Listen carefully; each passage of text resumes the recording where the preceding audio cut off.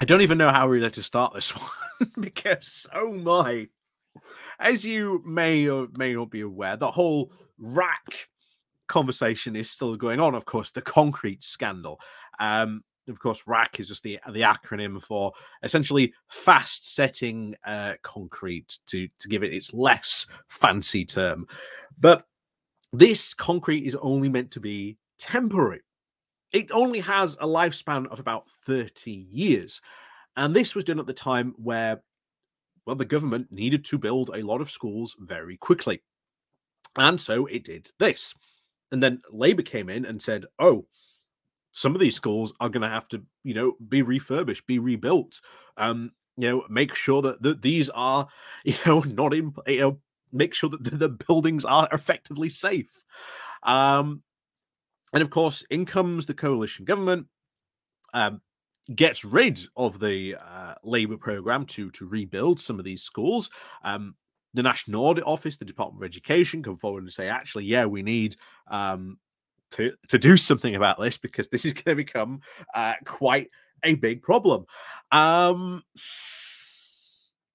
as we said, this is a traditional Tory strategy of there is this problem where you need to spend money now to solve this problem.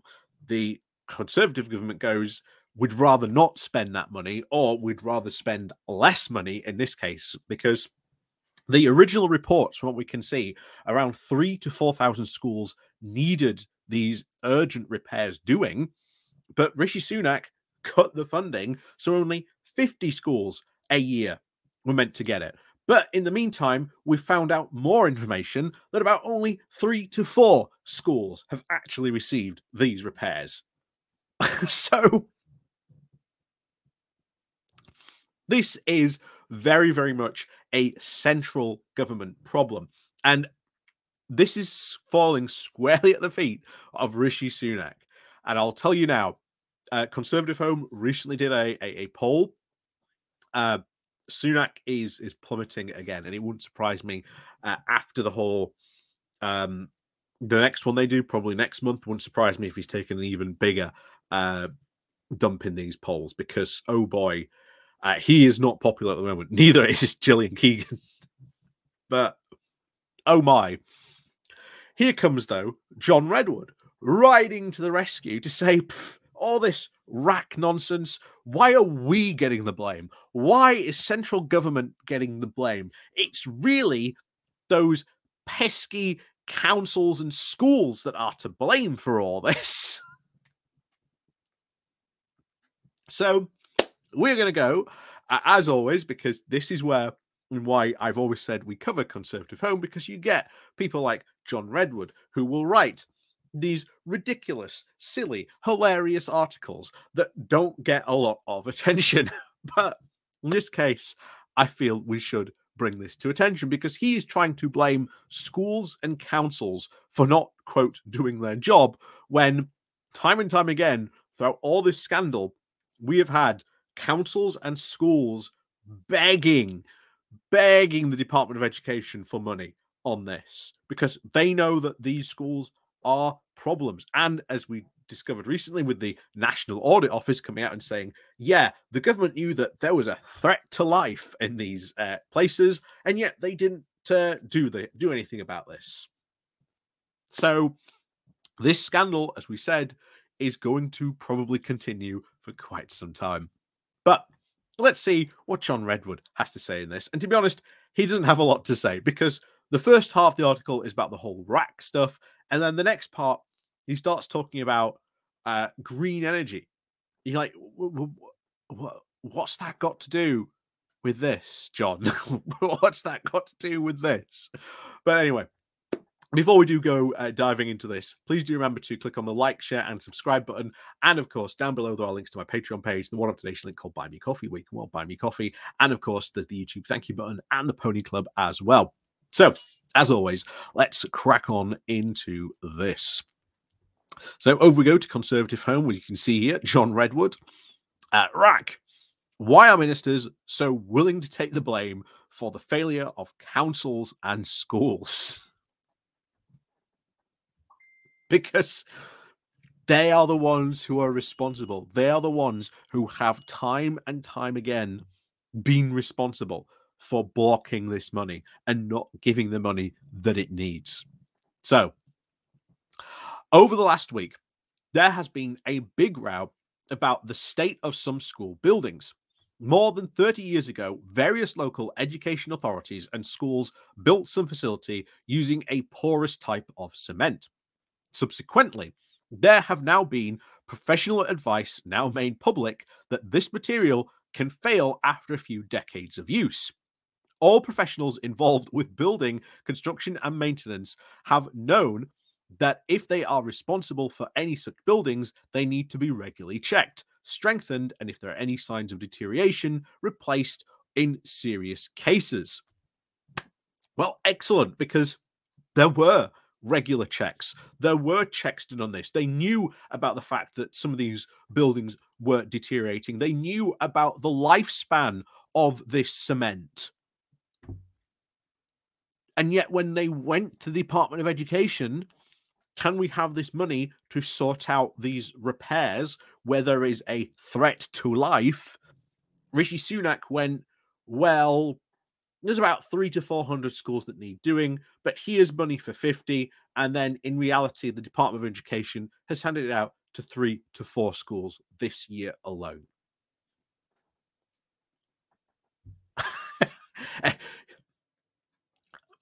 Yeah, the sense of urgency there is not, you can tell. But back to it. So a worried minister and a senior officials in the Department of Education were concerned that a lack of action over these buildings, and so sent a round of questionnaires drawing attention to the issue and tried to seek out what was going on. The law provides for local responsibilities under the devolved framework for education. John, most of these schools are, again, centralized, meaning that they are responsible first and foremost by the Department of Education. Okay, here you go. So the LEAs, and of course the governors of senior managers of the state schools, are responsible for the upkeep and the safety of their buildings. Yes, they are. And when they went to the central government, they have received no money. This is why this is a big scandal at the moment, John. Where an LEA school has subsequently become an academy trust, the responsibility switched to the trust. Then the trust may well expect the LEA to actually assist where they took over the buildings that contain this concrete without proper disclosure by the LEA. Except they knew about this. They knew about this. They knew about the problems.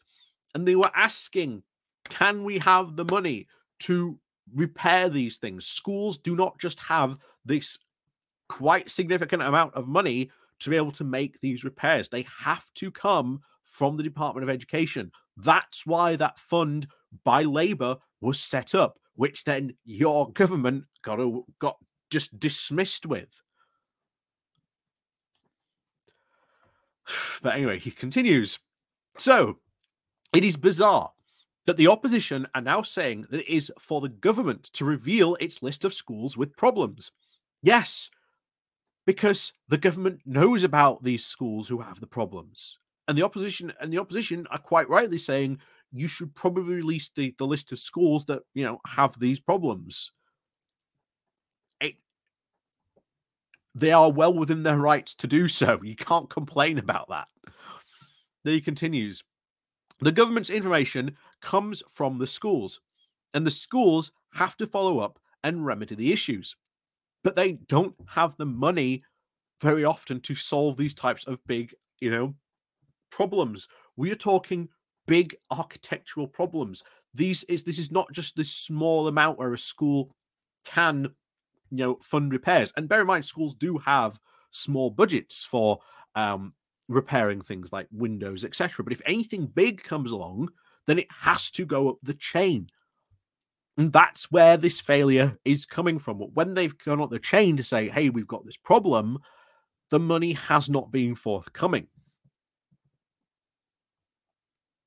So surely this burden of disclosure rests with the LEAs and the schools, who must know which buildings are at risk and where they were or were not doing about it.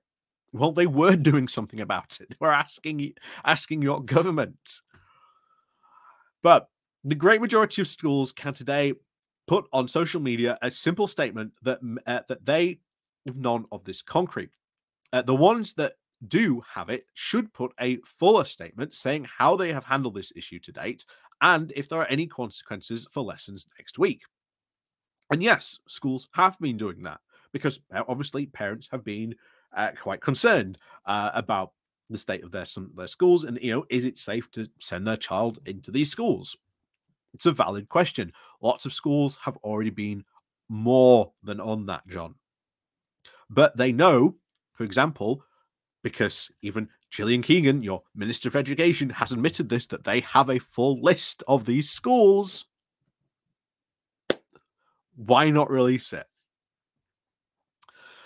And then this is fun because this is going to require a jump down to the comments. So he says, ministers have not visited most of these schools and do not know the condition of the buildings.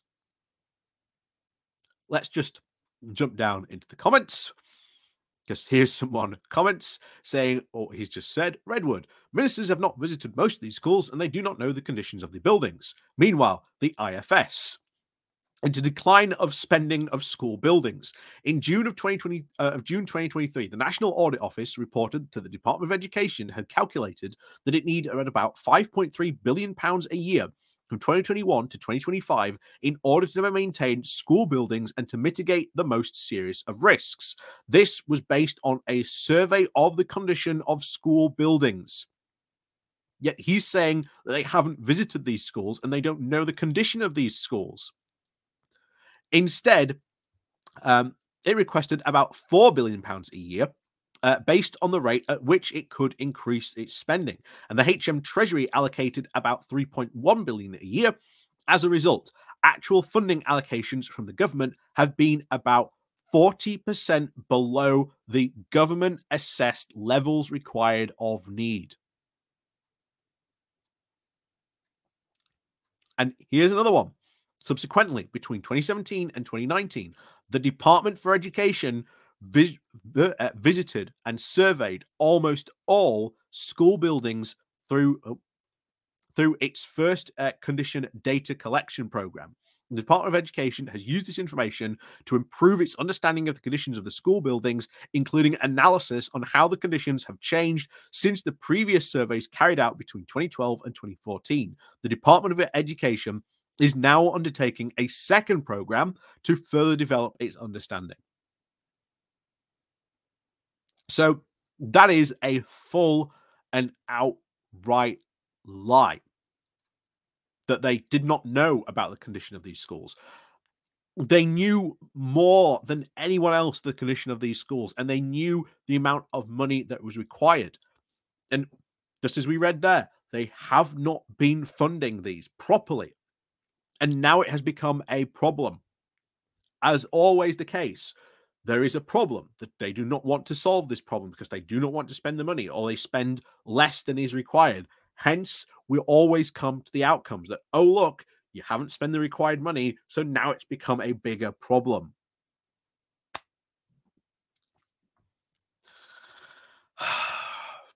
So he continues. They do not control the maintenance budgets and contracts. Once again, wrong, they do. The whole idea of localism, again, it's not localism because most of these schools in fact, all the schools we're talking about are centrally governed. This isn't localism. Is to get these kinds of decisions taken by people on the spot who work or visit these buildings regularly to understand the issues. And yet they were going. That's why the Department of Education was coming to these schools to do the surveys in the first place. Ministers can, of course, as they did in this case, highlight the possible problems for local councils and institutions to resolve. But they should be careful not to assume control. That it's their responsibility. Yeah. Oh, they shouldn't consume any control or any responsibility. No, they are directly in control of this. The idea that John Redwood here is trying to get off this and say it's not our problem at all. It's local councils and schools that are the problem here. It's nothing to do with us. Absolutely ridiculous. The Department of Education knew about these problems. They have done surveys time and time again. The National Audit Office has done surveys on this thing as well and told the government what they needed. We know the budget to refund and rebuild these schools has not been forthcoming, as was said down there, a drop in over 40%.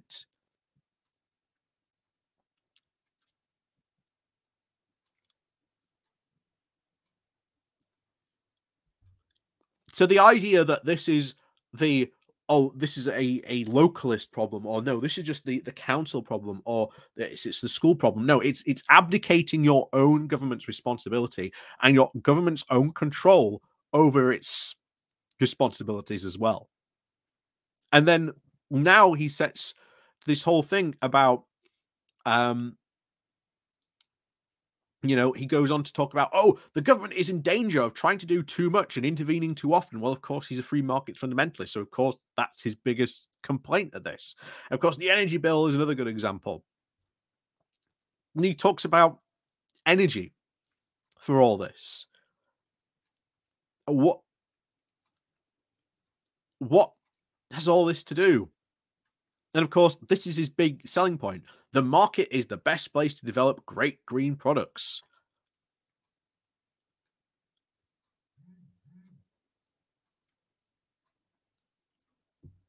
And this is such a ridiculous notion because obviously, as we've said before, Redwood is a free market fundamentalist. He is obsessed again with the idea that government shouldn't be involved in any of this. Not for us to do, because all schools should be really run in this magnificent private system where we've got nothing to do with it. How's that going in America? Not very well at all with their education system, to be honest. And yet, that's the type of system they want to bring over. And of course, it's being very much funded by, of course, the dark intellectual moneyed think tanks pouring money into the Conservative Party. Of course, John Redwood, like the IEA and all the other usual suspects from Tufton Street. But no, the idea that John Redwood is pointing out here, that councils and schools are responsible for this concrete problem, that ministers should not be taking the blame for this. No, absolutely not. We know full well the schools, the councils knew about these problems and they were going to the government because that's who they were going for. We need this money. And then your government did not provide the funds. As we said there, or is it about 40% decrease? So yeah, the HM Treasury allocated. So yeah, they reckoned that they needed, or the actual National Audit Office said that needed 5.3. The Department of Education then asked for 4 billion a year. The Treasury then allocated just 3.1 billion a year. And that is 40% below the government assessed levels of need. So that is the classic Tory strategy that we always talk about all the time. And yet John Redwood wants to try and say, oh, it's not our problem, not our problem. And then he tries to sell this as, oh, really, if we were free market fundamentalists, the market would have solved this problem. No, it wouldn't. As always, the government is responsible in this country for education. And that includes the buildings in which, they are as well. And schools have done the thing of, we know this is a problem. Hey, this is going to cost a significant amount. A school alone cannot afford that amount of expenditure to replace these buildings. That's just a cold, hard facts, and Redwood doesn't seem to want to admit that. But yeah, just pure insanity there from John Redwood, trying to deflect the blame from his government onto councils and schools, who, as you saw there, they knew about this problem for quite some time, going back to 2014, as you saw there, asking for money to fix these problems because they needed a large chunk of cash to be able to fix these problems. But